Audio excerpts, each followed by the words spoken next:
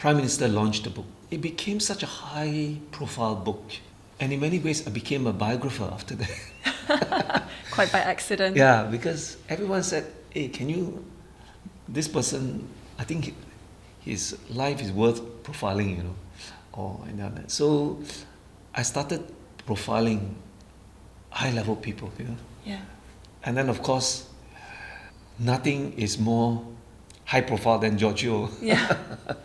So I started this. When I was in Myanmar, George Yeo came to see me. Yeah. Because we were friends. Because he launched Channel News Asia, so we kept in touch all those years. Yeah. So when he was in Myanmar, I was in Myanmar, and we went out for a meal.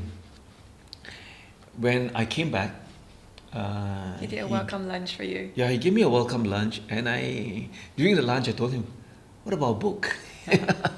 He says, "No such thing." You know, he says, "No such thing. I don't want a book. You know, it's too much work." And I was hiking one day, a Saturday. I remember, I got a text from him. Let's do it. Yeah. And that was 2.5 years ago, 3 years ago. Yeah. In many ways, being involved with musings is a very big deal, because I didn't know that George Yeo was so well loved. Yeah, I remember after one session with him, we went down to Chinatown for breakfast. For lunch. I was walking with George Yeo for lunch. Then this old man stopped me. 他是不是部长? You know, that means, was he the ex-minister? I said yes. You know, the entire team of hawkers provided free food and all that. He was worshipped. Yeah, and then these people, you know, these are hawkers. They remembered him. Yeah. And for the first time, I'm involved in a book that stayed in the bestseller list for 7 months. Bestseller list, the top 10 book for 7 months. Yeah. So now it's still in the top 10. Yeah. You know? And we've been doing this book for 3 years. Yeah. So it gave me a different perspective of what it means to write and what it means to affect ordinary people with words. Yeah. What would you say is the secret sauce behind George Yeo? What makes him so special? Okay, George Yeo was an unusual politician. His intelligence, his knowledge, his wisdom is rare. Yeah? And I think even his colleagues, his fellow ministers knew it. Yeah. He resigned as a politician and went into private sector for many reasons, for reasons that we still don't know. Singaporeans and regional people followed his career. They love him because they saw in him as a possible and a very good prime minister that he never became. They love his wisdom. And when he talked about China, when he talked about the region, they liked his perspective. He was wise. He had a geopolitical understanding. So people just love his knowledge. Yeah. And of course, people who are closer to him, or people who knew about his personal life, identified with how he suffered when his wife and 2 kids had cancer, you know. So all that made him the beloved ex-politician and now geopolitical thinker. They love that. Yeah. Were you surprised by how transparent he was in, say, how Lee Kuan Yew treated him, how he was treated after he lost?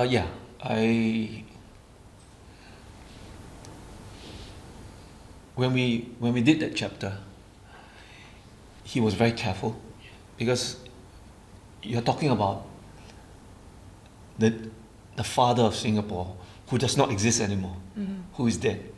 And these are things that have not been public until now. Yeah. So we were very careful, and he was very careful, and he showed it to many people. And many people said, put it out.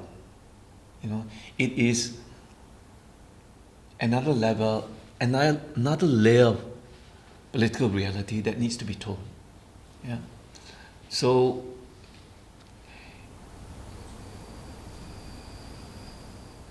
if you read the whole 2 chapters in its totality, it was a tribute to Lee Kuan Yew. But of course, people don't. People niddle in on the few chapters, the paragraphs that he talked about how Lee Kuan Yew treated him. You see, but I think for him, it was closure. Yeah, he needed to get it out of his system. Yeah, and I'm glad he did. I imagine these experiences, because you do a lot of research. For instance, when Laser Bing, you spoke to over 100 different people. Yeah. You would go in watching paint without him even knowing you were there. Yeah. It must have affected you and made you think about, gosh, how am I living my life as well? When you closed that book and you wrote at the end for Laser Bing, you said he was 102, and living that long, is it a blessing or a curse? How would you answer that question? Because I was writing his biography, and I was writing 2 books instead of 1. I mean, not just 1 book, but 2 books. I saw a very lonely man. Yeah. I mean, when you reach 100 years old, all your friends would have died. You're alone, Even your kids, those people who are supposed to be interested in you, have heard all your stories. Yeah. They are there to make sure that you are okay. They no longer are interested in they are not interested. They no longer have the time to make you excited every day, every minute, every second. They can't, So in some ways, when your wife is no longer around mentally, she's still around, but she has Alzheimer's. All your friends are no longer around. You're sitting alone, and the only thing that is keeping him alive at 103 is that blank sheet of paper that he has to conquer every day. What's the word? He says, but he knows that the moment he can't paint, he will die, because there's nothing left to do. So I think it's very lonely, very, what's the word? It's bittersweet. Sorry? It's bittersweet. I think it's more bitter than sweet, because I think when you come and visit him, maybe you spend 1 hour, he has 23 more hours left, When he paints, it's probably 45 minutes, no? He has 23 more hours to kill, And when you're old, you don't sleep very well, So you have those hours to manage, those hours to kill, And very often it's killing time, And so when he tells me that he's happy to see me, I think he's happy that someone is helping him to make time go faster. So when you're that old, he says, there are many friends of mine who are also 100 years old, but we don't talk because we are in different parts of the island, right?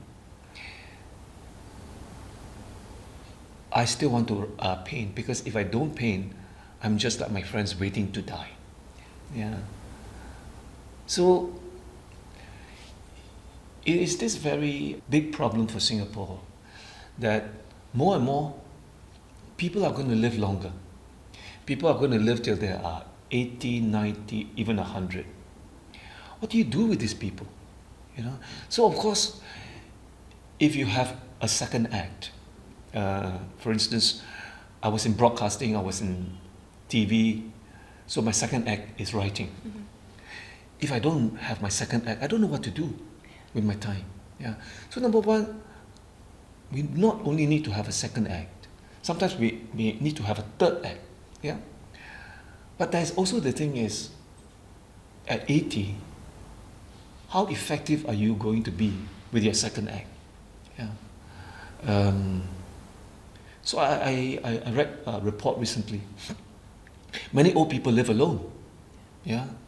And by the time you are in your 70s and 80s, it's scary to be alone. So it is going to be a problem for Singapore. Yeah. The aging population. It's going to be a problem for every family. Yeah. Yeah. It's going to be a problem for the old person. Yeah. How does the person entertain himself? Yeah. I'm writing a book for Lim Seong Wan now. And he tells me, Tai Ho, the only blessing are grandchildren. And maybe he's right. Yeah. That you don't take care of your children anymore, you take care of your grandchildren. Yeah. And your grandchildren becomes your preoccupation. Because when his kids were children, he was too busy. He had no time to be the father. So now he's retired. He told me, I can be a grandfather now. You know, a kind of parenting, but different. Yeah. Does that make you reflect on yourself and the fact that, well, I don't have grandchildren, what would that future look like for me? Yeah, I think it's a living question. Yeah. That what would the future be like for me? Yeah. I think it would be scary. Yeah. So every day I try to find a way out. You know, like, okay, maybe I'll do this, maybe I'll do that. But it's a living issue. Does it make you think, oh, that success wasn't worth it? Because I imagine it must have taken you away from your relationships. No, I have relationships, and I have a partner, and we see each other quite a lot. But it's different from having a family. It's different from having an institution. Having a wife is an institution, is the institution of marriage. Having a family is the institution of marriage. Many of us are okay because we belong to that institution. We are taken care of. But of course, there are people who are not part of those institutions, and society does not know what to do. Yeah, there are old folks' homes. There are many alternatives, but honestly, they are not solutions. Yeah, the solution is always to have it. The solution is family. The solution is home. Yeah, so when people tell me it's okay, I don't need to be married, or it's okay, I don't need a partner, I say bullshit. Yeah. You don't know what you're talking about. So when a young person tells me, I need to look at I have a boyfriend, I say, yeah, that's very good for you. Or I will marry, but my career comes first. You know, my career, I said, go marry, go have kids, then go back to your career. Trust me. Of course, I'm not in their shoes. They don't exactly trust me. But I speak from experience of other friends. I have friends who are my age. Yeah. They are ladies who were totally fearless when they could have boyfriends. They say, I don't want this one, I don't want that one. He's like this, his face not right. He's too short, he's too tall. And then 31 became 41. I don't think you have choice anymore. And then 41 became 51. And they have to come to a point where they say, this is reality. I'm going to be alone. They find a way to have a community of support. They find a way to have a reservoir of resources. But it's no longer easy. Yeah. So I think in some ways the modern government has a role to play. I don't think we should say this is their life, we can't lead for them, but you can talk about it. Yeah. I don't think we want to be that westernized to say a personal individual life is their own to live. Yeah? You need to educate people of the consequences of their decisions. Yeah? I don't think we need to be woke. Yeah? And what's the word? I mean, of course life is different for different people, but life is also the same for a lot of people. So I think the government has a certain responsibility. Hey Simis, if you haven't done so already, please do head over to give a rating and review for this podcast, because without it, Apple Podcasts, Spotify would never push it forward to let anyone else see. So just head over, share with people, that people will know about this special series, especially the ones that we are showcasing right now on Singaporeans who have achieved incredible success. What would you say your biggest regret is? Oh, no, I have a partner now and we're happy. But I would say that I should not have been so cavalier about my first few relationships. Yeah. Because I was young, because I had money, because I had choices, that it was very easy for me to ignore a person, ignore a person's qualities, because you live fearlessly on the assumption that the next person is better. There's always going to be choices. Yeah. At some point, the choice stops.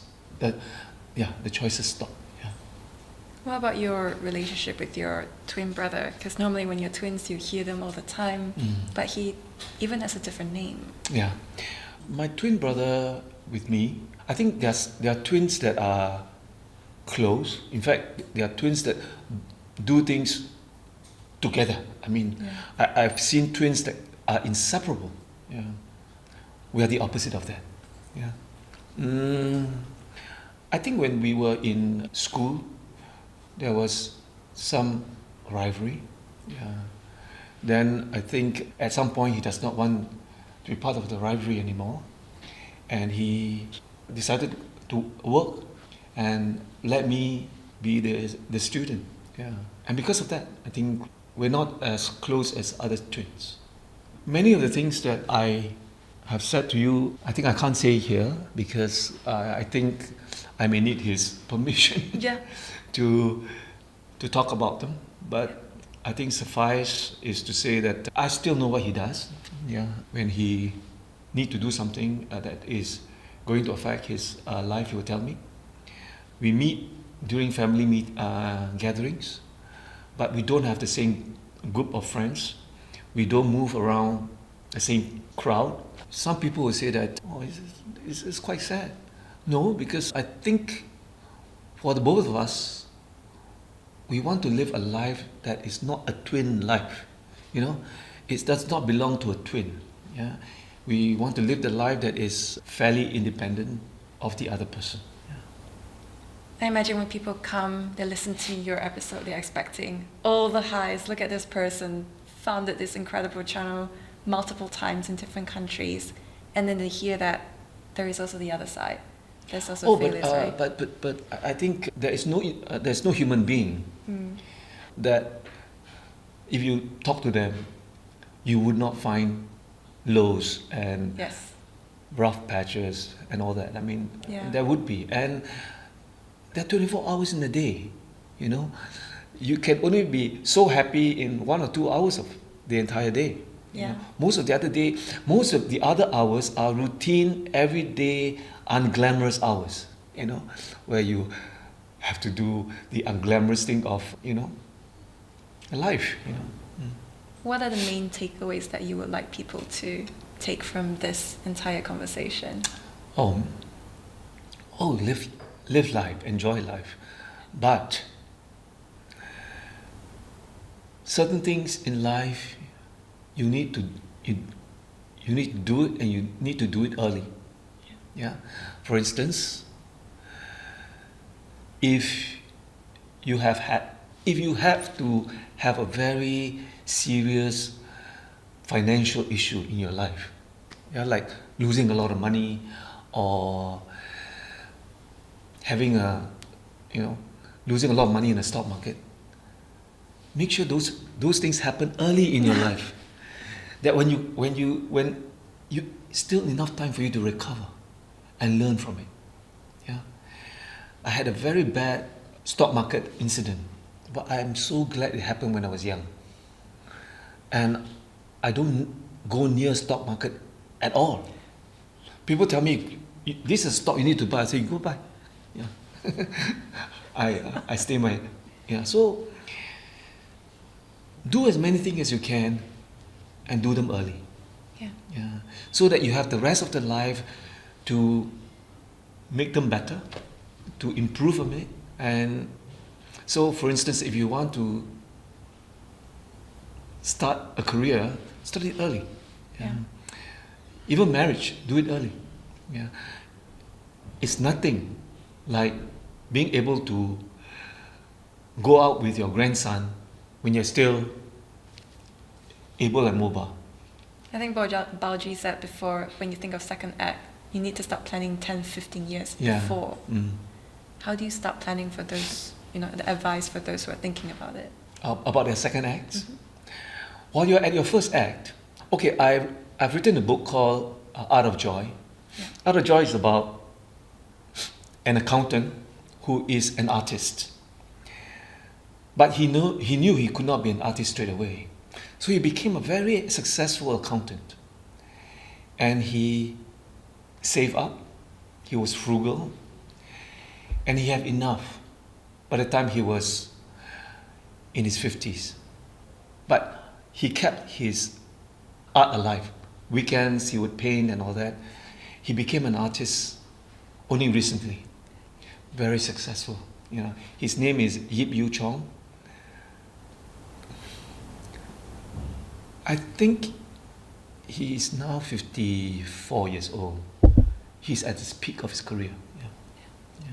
So, but he's unusual because he's very hardworking. So he made sure. So he's one person that I want to learn from also, because whatever you do it well. Make sure that you do it well. So we are putting the book to print today, and even in the last hours, he's checking. So I think it's important to be that way. And the book's coming out in November. The book launches on November the 18th. Yeah. What else can we expect from you? How can people listening support you? Oh no! I no need to support me. Well, if you know someone that I can write about. Who would you love to write about? Oh no! I would like to write. I think at some point I would like to write about a commoner, not a big name. Yeah. But I think that concept is still raw. Yeah. But when it comes, it comes. Paji said once in an interview, and I clearly have been looking into what he says a lot. He says that a lot of journalists in Singapore tend to know a lot of stories and bring it to their graves. Yeah. I wonder if there's a story that you know that hasn't been shared yet.